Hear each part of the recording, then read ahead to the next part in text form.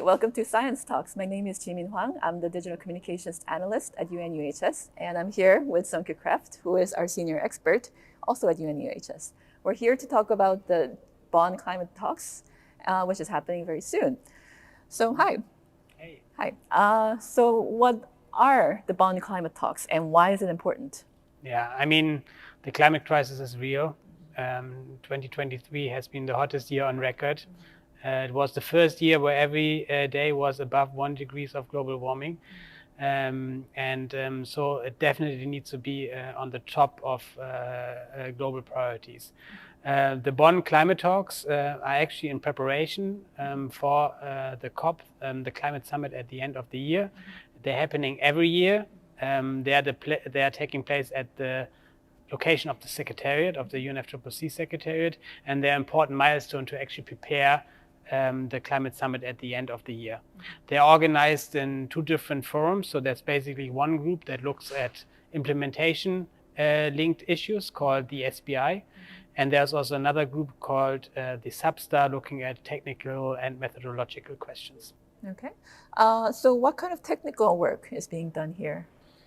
Yeah, I mean, generally, there are like many activities that have been mandated by past decisions. So COP28 in the UAE and the United Arab Emirates actually had like quite a bit of breakthrough decisions. And now there are, for example, workshops that need to take place. They take place here in Bonn. So that's like one of the areas. Another area is that the negotiation text is already prepared here in the summer. So especially the more like technical issues where negotiators don't necessarily need the guidance by ministers, they can already take care of them and also make sure that there's a smooth start and a smooth sailing, say, at the COP at the end of the year. To also, because there are like many issues on the agenda, and it's important that already progress is achieved here at this summit. And then generally, like more from a bird's eye perspective, it's a little bit like delivering a blow. First, you really have to inhale deep in order to push it out, and this is also how it works here with the Bonn Climate Talks. You have like events with like experts, mandated events. The kind of discussions that are happening, they're then synthesized, and they are the start often for some of these negotiation processes. So it's about inhaling some of the expert views and stakeholder views, and also what the different countries are saying, to have a good start and a solid base for the negotiations that come later in the year. Okay.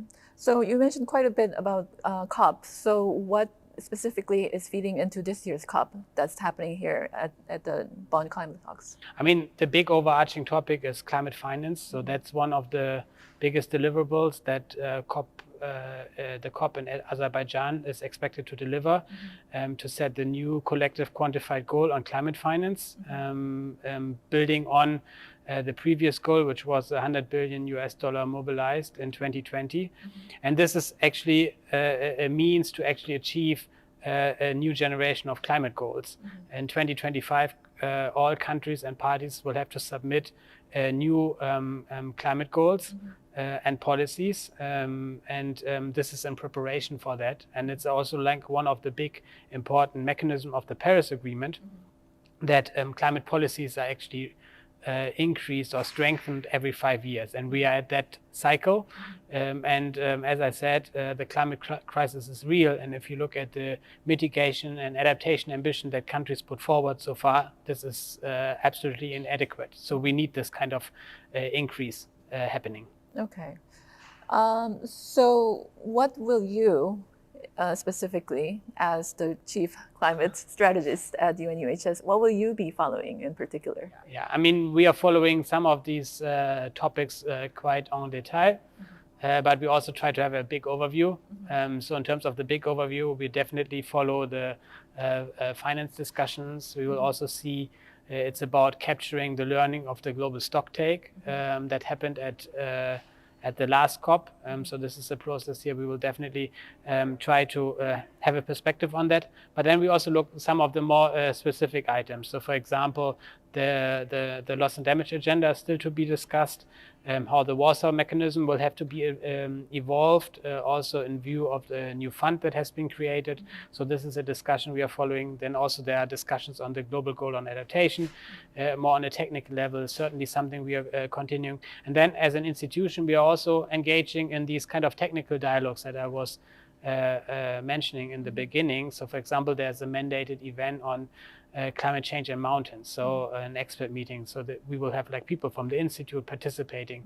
So that's basically our role. We try to bring science knowledge, but also scientific urgency into the process. Okay, so then let's go a little bit broader, not as UNU-EHS, the experts, but for our followers and our watchers, just the general public. Why should they be interested, and what should they look out for in the next 2 weeks?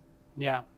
I mean, it's really important. As I said, this is the basis for the COP at the end of the year, the climate summit of the end of the year. The world is meeting in Bonn, Germany, and it gives a good litmus test on where it stands in terms of priorities. And as the climate crisis is real, pressure needs to be on for different parties actually to make sure that they put in the biggest ambition possible in the next generation of climate goals. And that's why I think also these more kind of technical convenings are really important as an indicator.